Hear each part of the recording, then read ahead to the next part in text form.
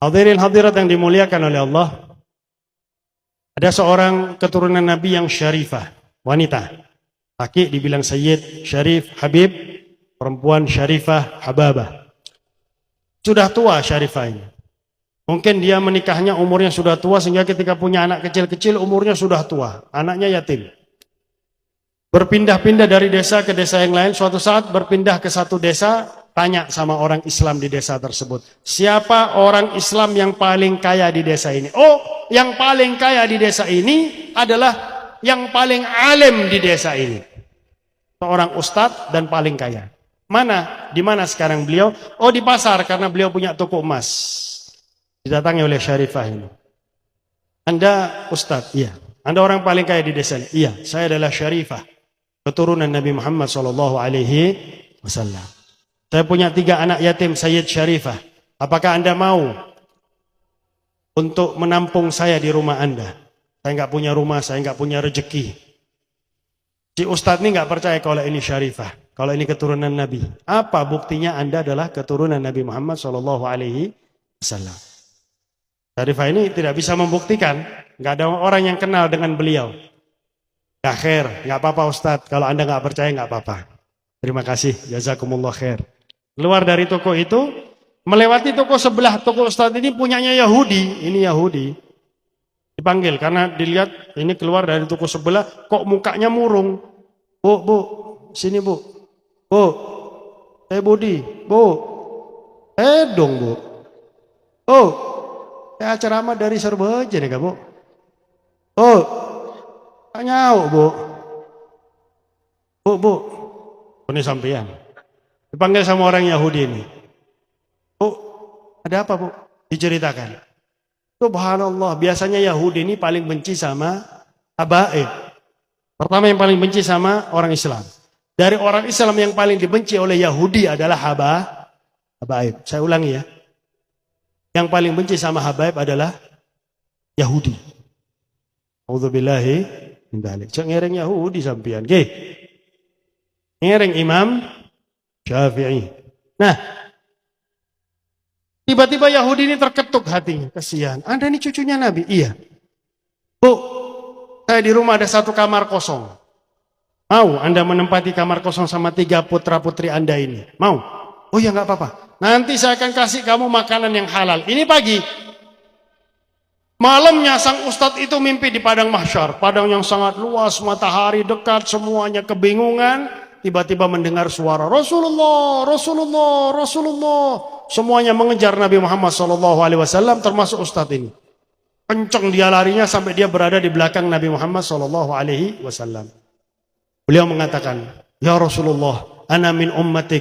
Ya Rasulullah, aku ini termasuk dari umatmu. Rasulullah tidak membalikkan badan. Rasulullah hanya menjulurkan tangan sambil bertanya, apa buktinya kau adalah umatku?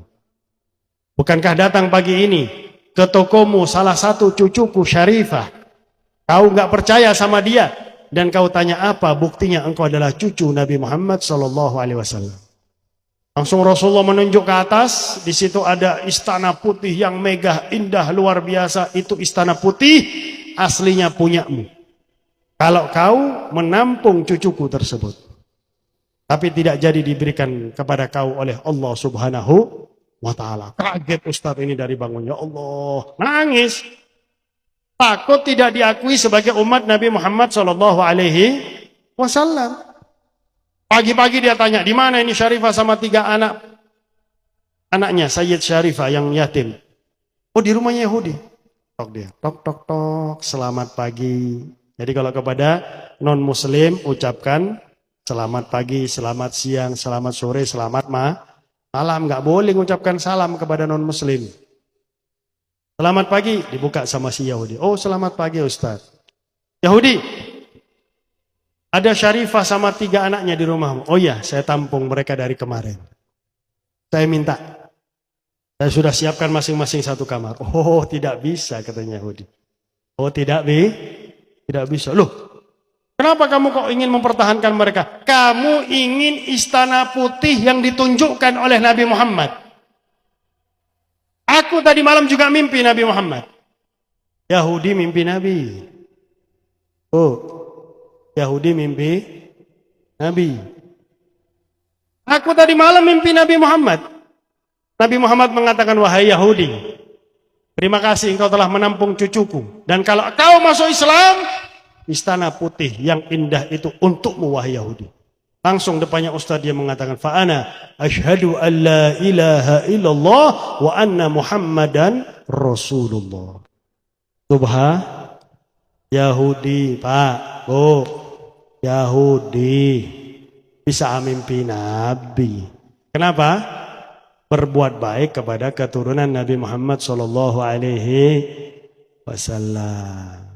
Maka mari, banyak ahli bait ini ada di atas muka bumi ini, ahlu baitil Mustafa tuhurihum amanul ardi faddakiri ya Rasulullah ya rafi'an syani wa ahlul bait Nabi besar Muhammad sallallahu alaihi wasallam tuhuri. Meskipun mereka hidupnya kadang-kadang ada yang maksiat, karena habaib mereka macam-macam.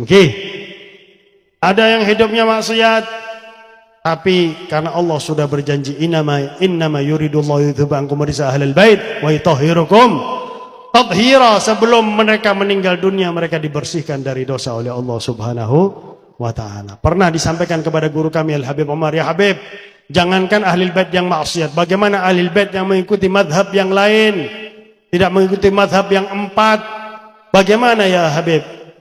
Kalau mereka benar nasabnya kepada Rasulullah, la budda an yarji'u ilallah, pasti mereka akan kembali kepada Allah, imma bil jamil imma bis samil.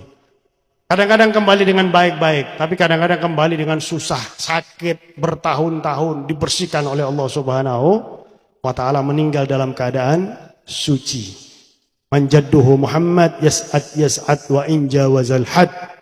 Hanya luar biasa berkat kakek mereka Nabi besar Muhammad sallallahu alaihi wasallam. Yang kedua, Abdullah bin Mubarak, orang alim.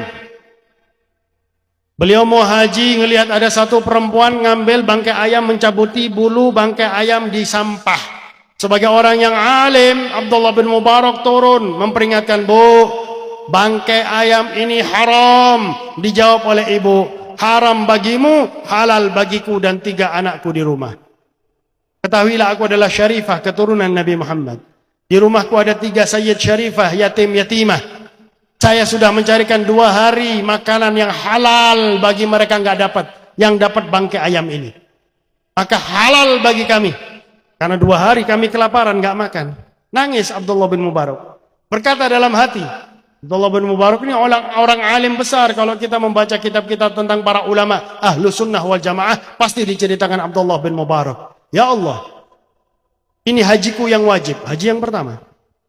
Kalau saya memaksakan haji dan engkau terima hajiku, ya Allah, aku bisa masuk surga. Tapi sebelum masuk surga, aku akan melewati kakeknya syarifah ini, ya Allah. Malu aku menampakkan wajahnya kepada Nabi Muhammad kalau aku biarkan cucunya makan bangkai, ya Allah.